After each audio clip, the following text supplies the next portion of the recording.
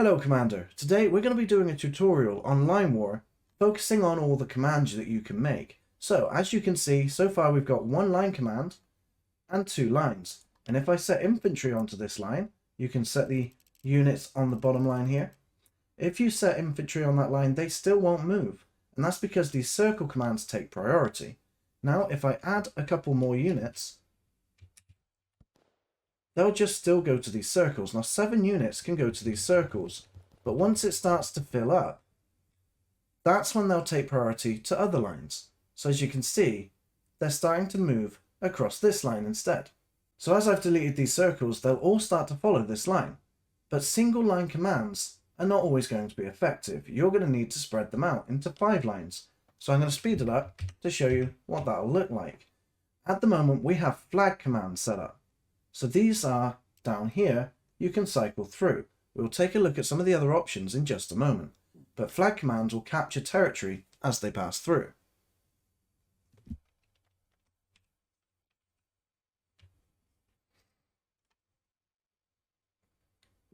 As you can see, they're spreading out a bit more now that they've gone to the 5 lines, and they're able to conquer a few more territories as they go through. Generally speaking, these lines are most effective generally, especially on these larger maps. So they're progressing through. I'm going to slow it down with a flash in there. And once they come to the end, they'll just wait for your next orders. So let's move on to blue commands. Now, all these lines have different colours. Even the circle commands, I had blue ones earlier. Blue prioritizes movement, so as they pass through, they'll ignore this tank relatively. If they're in range, they will shoot, but otherwise, they'll just carry on walking. These boot commands, as you can see their feet with speed, they'll try to rush through. Now, haste will incur a cost of fatigue. When it comes to tanks, which is what you can see the enemy have, they'll use up more energy. However, if you've got infantry or any other units that don't require energy, they're going to be using up their health as fatigue damage. So let's set them all off. We've got an orange command here. They're going to target any units that come into range. So if we set them all off to go, I'll double click these. I'm in a bit of speed there, so if I just put it back to normal, I can now double click them and it will select all the commands that are the same, and I can delete them. Now they're going to process through there and I can send these units off. So as you can see, the ones on haste go straight past the tank. They're not attacking, but they're moving faster than the ones on the blue command over here, and they're just bypassing as well, whereas these guys saw the tank and rushed in to attack it. And because they're on arrow commands on all of them, they're not going to capture territory until they finish their command.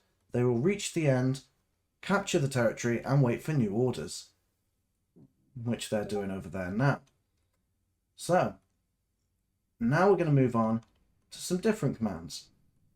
As you can see, the single line command I was on about earlier, where you've got just one line moving in, can be exploited. We've got a lot of artillery here, and because I'm on speed, it's not letting me double click.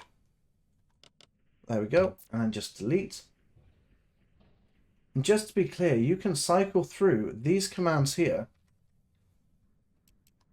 by pressing E. We're going to keep it on single commands for now as we approach the enemy, just to show you how bad it is sometimes to use these lines. They can be effective with commandos where you want to sort of sneak around the enemy with stealth, but we'll get into those on another video. So if you want to know how to get through these other lines, you've got the blue lines here. So we've got haste and the blue arrow. And then haste, because blue lines only have 2 options. With the orange command, we've got the arrows, we've got haste again, and then capture. But we don't want to capture right now because we're just going to send them into attack. As you can see, they've left a lot behind. And the enemy has the ability to attack from 3 different angles as your units approach, which gives them more direct lines to fire from their field of vision. And he's in defense. That is a bonus he's getting from the mountains too. And looking from the enemy's perspective, they didn't really lose many. These circles were filled. But yeah, so let's go back on to the next one. So we'll swap back into blue player. These are another type of command. So instead of drawing arrows, you draw formation lines. I'll delete it. They're not going to move because I need to select them down here. So these lines have absolutely nothing connected to them right now. And I can add them in if I select them. There we go. So now they're all in range. You see these area of influence lines? So this line has the influence there. So any units within this sort of halo will attract units from there. Because these units are attracted by two lines, they'll separate half and half. So as they're getting into formation, we can see they're going to get into that position quite nicely, but there is another color of command. The other color is black. So if we get this line and turn it black, they're going to turn into the defense line, like we saw from the opponent over here who took us out. So now we've got one half as defense, and the other half is just a formation. Both have their advantages. So we're just going to switch in, set this into infantry, delete their infantry lines, and go back to our player. Now the advantage to having the defensive line is if you want to just hold the location, that's great. Because the defensive line will give you a bonus, especially when you're in the mountains. If you do defend the mountains though, don't just block off the front part of the mountain if you use an artillery. Because if you block it off over here, their units are going to be moving slower over the mountains, and then you'll get some more damage in. But the advantage you have from the orange commands is you can still move them. So we can push forward, and these guys are going to come in and curve around your opponent. But the black commands, you can try, but it's not going to move them. So these are going to be able to push forward, while these are going to just be able to make sure no one gets through. This is more of an offensive tactic, where you're pushing forward. This is definitely just defending your home location. Or if you've just found a choke point and you want to keep them there and make sure you have the advantage if anyone tries to attack.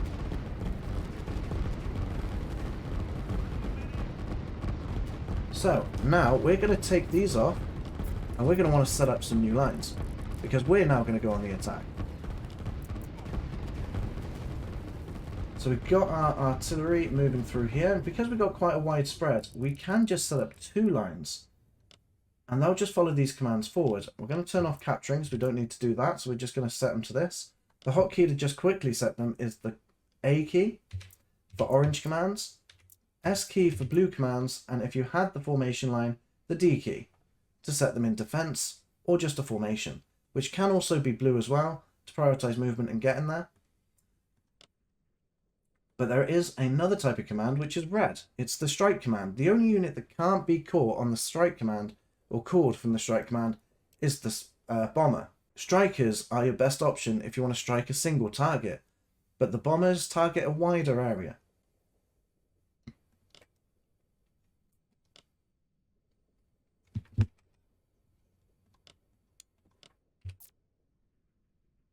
So as they're coming over the mountain, so we've got this flash going on. If we want to clear it, we just press space. So that way you select nothing and you reset your default values. With the strike command though, it can be a bit dangerous. If the enemy has a lot of units in the area, your units won't target the defenders. They will just focus on the town, which can be great if you've got just a few units there, might be able to take out the town or any other structure, but you might not be able to get any other damage in. You know you're going to lose those units and you want to target the structure down. That's a good idea. Or if you're going to drop commandos in, which let's move on to. So we've got commandos and aircraft here. The transport jets are what's going to transport your commandos. We've got the commandos and the line set up here.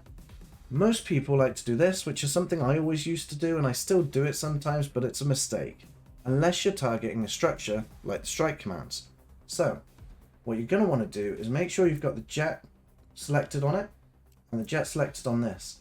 Do you remember when we first started this tutorial, we looked at these circle commands and said that they hold 7 units. So when you drop commandos here, 7 units are just going to sit and wait with this command before any more get dropped off and start moving along this line. So your best option, I'll click them both at the same time. You can click 2 commands by holding the control button and clicking the second one. So we click this one, hold control and click the second. So now we can set them both to happen at the same time, and the aircraft should split half and half.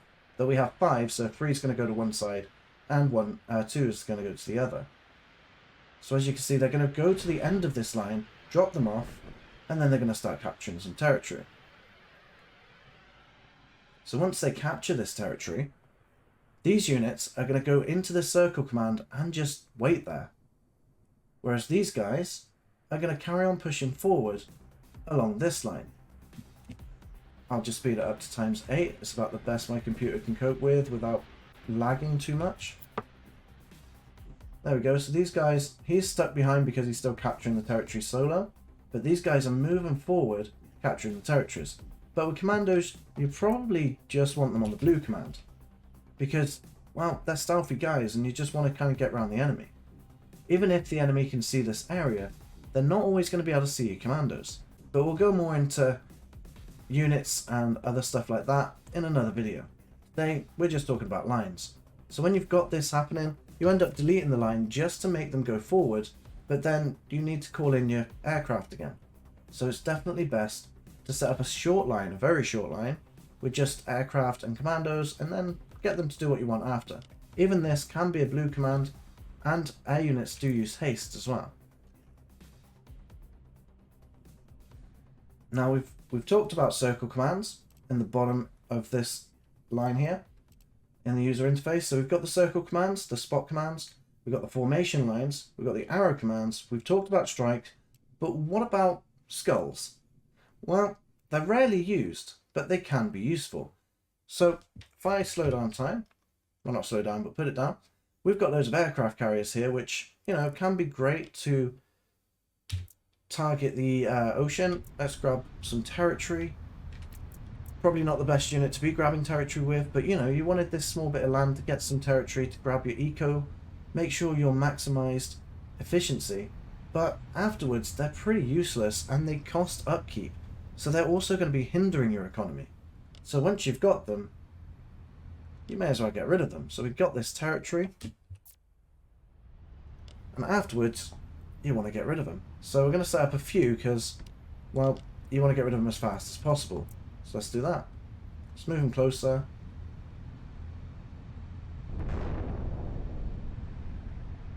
So they're going to reach this skull command and they're going to get blown up, but your eco will start to increase once again. Now, Soda Quackers is another YouTuber that focuses on this game. And he taught me about this little trick, which I actually had no idea about before. So I thought I'd add it into this, but I'll leave his link in the description below because he taught me. So we've got these commands here. Ooh, but they're a little different. As you can see, they've got this little chain icon on them. And if I press a new one, it hasn't got this chain. Now there's a reason for that. If you look at the area of influence, this one covers the barracks as well. So if I delete these two, and I'll place new ones there, if I press one, click Control, or hold it, then click that, then we want to click the barracks. If we double click the barracks, we can control and click them all. Now you want to press the K button, which links them, and even if you move the commands, they will still be linked to these barracks. Even if they're not connected, as you can see, there is a missing gap with both of these, so technically they shouldn't have grabbed them really, but because we've linked them, we press these guys to start producing. As long as the unit is in this command, once it's produced, they'll start running off this way. But I've done it with the circle commands, the line commands, and the formation commands just to show you that it works and it will separate between all four. So let's speed this up. Going to speed it up massively as it goes through. And it does look like it is focusing on the priority line, which is this formation line. If I turn it into an arrow command, so they don't actually capture the territories, because even these formation lines do have their attributes down here, where you can have it as a boot, or a flag, or just movement. So as you can see, they're spreading out, and they don't actually reach on their own. It's only because we've linked them that it actually works. And now that these are full, the formation's full, they're going to follow this line command because that's the next in the priority. Now over here, as we've said about the defense earlier, one thing to do is, if you have your infantry set up the defense, because you don't want your artillery to be damaged when they get in the place. So if you select the line with your infantry there, don't add the artillery, just have the infantry. You can then click this button or press D. They'll start digging in. These guys will take the fatigue damage. Once they've done that, you can then swap them out. So they're ready, they're not building anymore, they're damaged and they need to heal. But you can add in the artillery and these guys are going to move out the way for your artillery to move in. And now you have very fast defense set up with perfect health artillery. No need to wait for repairs. And one of the better things to do is add a little meat shield. So we'll just do that, either with circles or create a new line. Preferably, in this case, a formation line. And if you really wanted to, after you've set up this line, you can then press D and slowly start moving your units up and then delete this line if you really want to have a sort of turtle game.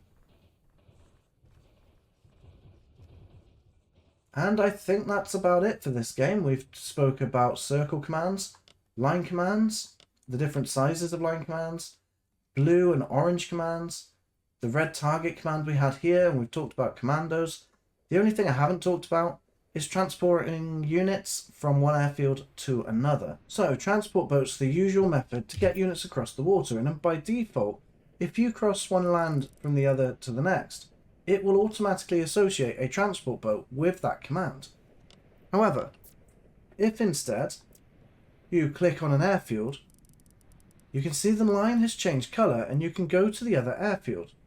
Now all the units associated with this command will be dropped there. And by the looks of it, tanks cannot use this command, but all the other units can. So let's just add on our transport commands, our transport jets to the command, and they'll start flying. Even the ones from the other airfield will come back as these ones are going to pick up more units and send them across. So if you lose control of the ocean but still have two islands, you can still send reinforcements back and forth. Let's speed that up just to show you. I misclicked then and added some extra energy. Why not? And there we go. We've got these units appearing on this side of the island. You can have the commandos like normal, but you don't need to. This doesn't really limit to that. The only difference is tanks won't cross. And I assume it's based on this area of influence as well, the units in this area. So we're going to need to try and make sure these units get closer. So now they're within the range of influence there, they should all cross, even with this command set up here. The only units left over are the tanks. And because this is the point of origin, the tanks will try to, the jets will try to return to this one and filling this up first and filling this one up after. That's it. That's pretty much all the commands you can use in Line War in one video. Thank you for watching. If you have any questions, let me know in the comments below and I'll get back to you as soon as I can. However, if you want to see some actual battles being played out, then check out the videos on screen right now, and I'll see you there.